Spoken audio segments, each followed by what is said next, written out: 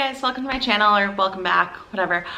Today I'm going to be doing the October wrap-up, all the books I read in October. I'm very kind of done up today because I'm going to a concert, but I wanted to film this since we're already into November. I'm running a little behind on this one, but it'll be posted within the first week of November, so that counts. That's basically still October, right? I read 6 books, which is kind of really all I'm hoping for a month. 6 books in a month is really good for me. So, and I'm gonna go through in like chronological order. So let's go. So the first book was In the Dream House by Carmen Machado, which I rated 5 stars. I actually already talked about this in the last video I posted, which was like the 25 books reading goal. It was the last one because I finished it right in October, so I'm not gonna get like super into it again. And all of these reviews and everything will be obviously spoiler free, so I'm not gonna get into it. But yeah, I loved it. Probably one of my favorite books ever. I love a memoir. I like to read like probably a memoir every month, every other month or so. So I actually have 2 memoirs that I read in October. But yeah, so that was the first one. Love it. Yeah, the audiobook was great if you want to read it. It's basically Carmen's story of when she was dating a woman who was abusive in her early 20s.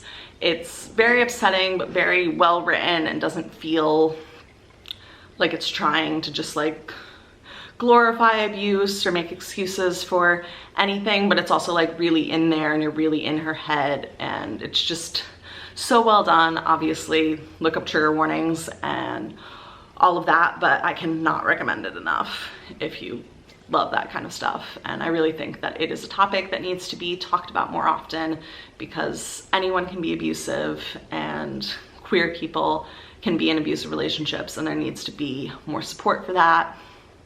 So yeah, 5 stars, amazing. My next book was, I listened to the audiobook of People We Meet on Vacation by Emily Henry. It was narrated by Julia Whelan. I just love Julia Whelan's narration. I'm really such a fan of her. Like, she does voices, but not like way where you're like doing voices. It's funny because like as I listen to more of her stuff, I'm like, oh, like that voice sounds like this other character, but like not in a way that is like bad. It's kind of like in a good way.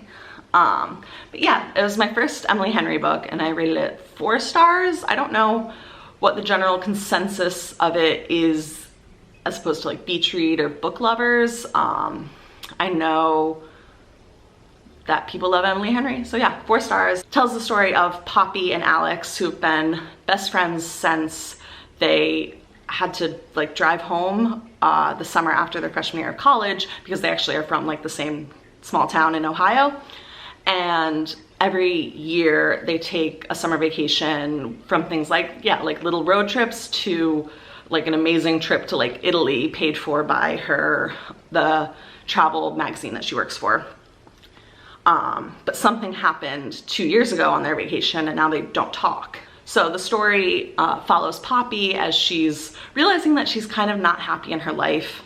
And the last time she was happy was when she was with Alex on these summer vacations. So she's like, okay, I'm gonna call him and we're gonna do one last vacation. But it ends up being the same weekend that his brother is getting married. So that like becomes their vacation. And basically it's like, she feels like she has this 1 week to fix their friendship. But obviously there's more going on. There are like flashbacks to all their different summer trips, so you can see their friendship growing and all this kind of stuff. And I know that a criticism of it is that because you're in Poppy's head and not Alex's head, it feels like his feelings kind of come out of nowhere, which is valid and probably why I only gave it 4 stars. But I just love, it's friends to lovers, and I just love all that. There's a lot of kind of like sexual tension, which is fun. And I don't love like the miscommunication trope. Like there are points where I was literally like screaming at her, like, just tell him you screwed up. Like, just tell him how you actually feel.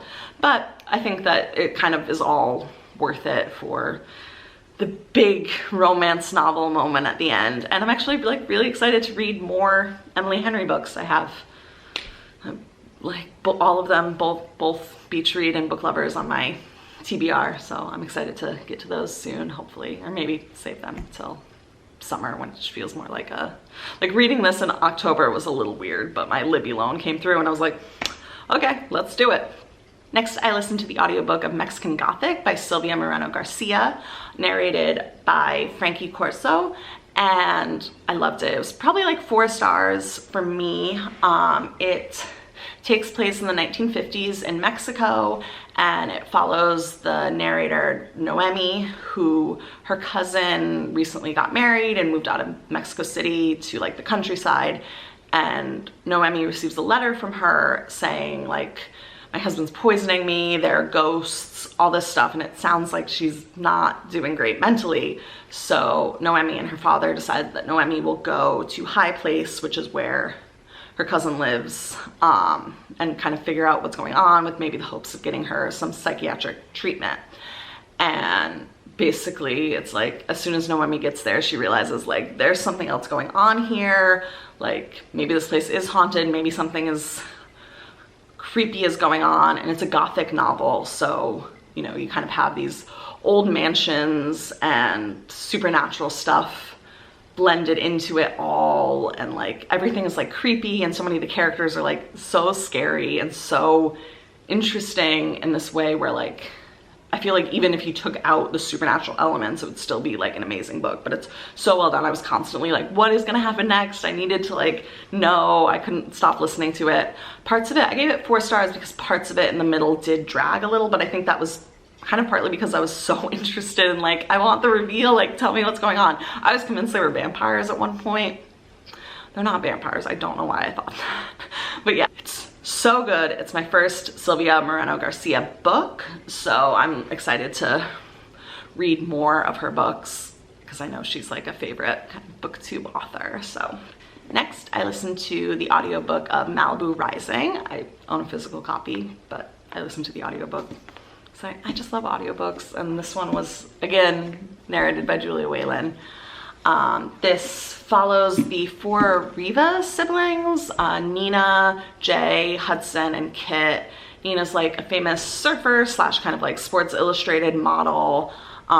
Jay is like a famous surfer. Hudson is like, he goes by HUD, which I hate, but he is a famous photographer who mostly photographs surfers, and Kit is like the baby sister, and she like wants to be taken seriously as a surfer. And it takes place in 1983, and they are all the children of the singer Mick Riva, who was one of the 7 husbands of Evelyn Hugo, the one she was married to for like 2 seconds. And he abandoned them when they were children. He just left, but kind of interweaves flashbacks to their parents' stories, kind of asking the question like, are we doomed to repeat our parents' mistakes, or can we start over? Can we make different choices and do different things? And it's just really all about like generational trauma and family histories, and like telling the truth and being authentic to yourself and not being what you feel like you have to be or whatever. And it's just so good. Like there's so much about like these roles that you get assigned in the family versus like who you really want to be, and I think that's really good. There were like literally points when I was like listening to the audiobook where I was like, oh my god, like I wrote down one of my favorite quotes because it's just so good. She had to choose what of the things she inherited from the people who came before her she wanted to bring forward, and what of the past she wanted to leave behind. I was like, isn't that what we're all doing? It's all just about like the stories of your past and siblings and family and what family means and all of that. I think it's my favorite Taylor Jenkins Reid book. Daisy Jones and the Six is like right there with it, because this suffers with, it has like weird flashbacks to like people who were at this party that Nina throws every year at her Malibu beach house. And I didn't really find that necessary, but whatever. I feel like Taylor Jenkins Reid always has like a problem with like giving you a little too much information sometimes. She's very like into the Hollywood of it all, and I'm like, I don't care about these made-up celebrities. Like, I care about the characters in this book that I've been caring about for 200 pages. Like, can we get their story? Like, but yeah, loved it. Then I read First Comes Scandal by Julia Quinn. It is the last Bridgerton prequel, so I'm done with Bridgerton, basically. I still have to read The Duke and I. That'll come. But yeah, it's actually my favorite of the prequels. And it tells, yeah, it's my favorite of the prequels. I rated it probably like 4.25, I think, on Storygraph. So it tells the story of Georgiana Bridgerton, the youngest of the Bridgertons, and Nicholas Rokesby, the youngest of the Rokesbys. And basically, Georgiana ends up in like a scandal, and she doesn't want to marry the guy who got her in the scandal. So Nicholas's parents are like, Nicholas, you step up and marry her so she's not ruined, because it's 1790 or whatever, and that's what happens. So yeah, so they do that. It's like friends to lovers. There's so much banter. It's adorable. I really loved it. I'm such a sucker for a good friends to lovers. Yeah, I had a good time with it. The last book I read in October was, I listened to the audiobook of Mean Baby, which is Selma Blair's like memoir.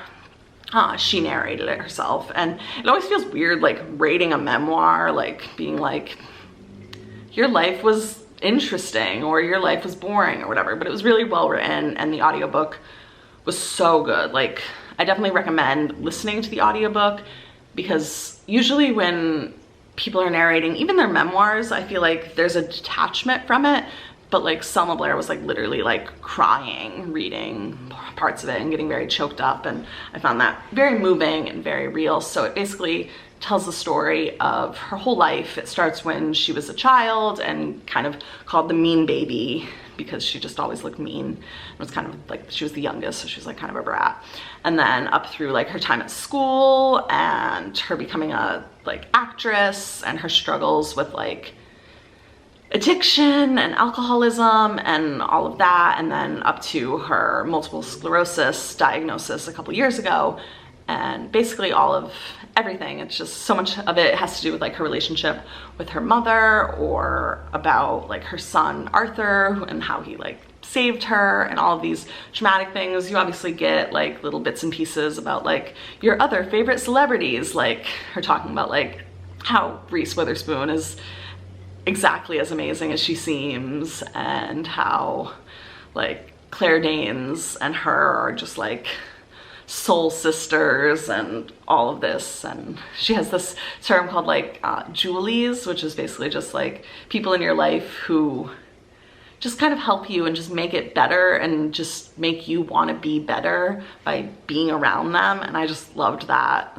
And like she's always talking about like, these are like the Julies in my life and everything. And yeah, I just think it's told in kind of like short story vignette style, just like in the Dream House, which I find I really like. And it actually makes more sense to me as like a memoir. I can't imagine just like sitting down and being like, I was born, and then all like super linearly, like day by day. It's just like, are you like making this up? But like this told in like important moments in her life, and it's so good. It makes me like love her more as an actress. And it's so ridiculous because she's like, I'm not beautiful, and I'm like, what? Like, that kiss in Cruel Intentions changed my life because you're both beautiful.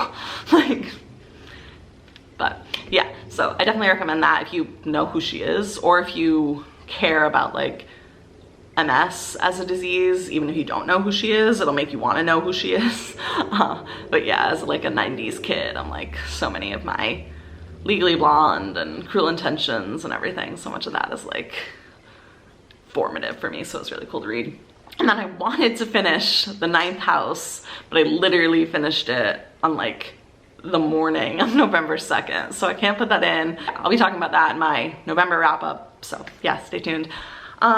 Let me know what you read in October, what your favorite books were in October, if you've read any of these, and tell me what I should read in November. I don't actually have like a November TBR. I just kind of have like, I'd like to finish some things on my physical TBR before I ask for more books for Christmas.